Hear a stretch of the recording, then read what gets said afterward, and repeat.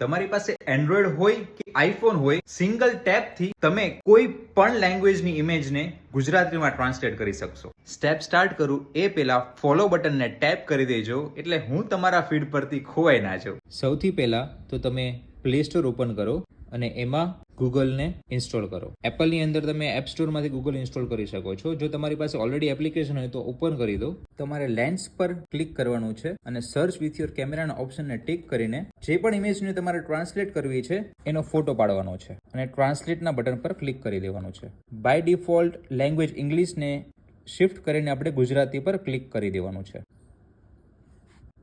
તમારો ફોટો ગુજરાતી લેંગ્વેજમાં ટ્રાન્સલેટ થઈ જશે. આવી જ રીતે કોઈ પણ તમારું પ્રોડક્ટ મેન્યુઅલ હોય કોઈ પણ લેંગ્વેજની અંદર સ્કેન કરો અને એ મેન્યુઅલ ગુજરાતીની અંદર ટ્રાન્સલેટ થઈ જશે. છે ને એકદમ ઇઝી. આ ફીચર તમે ઘણી બધી જગ્યાએ યુઝ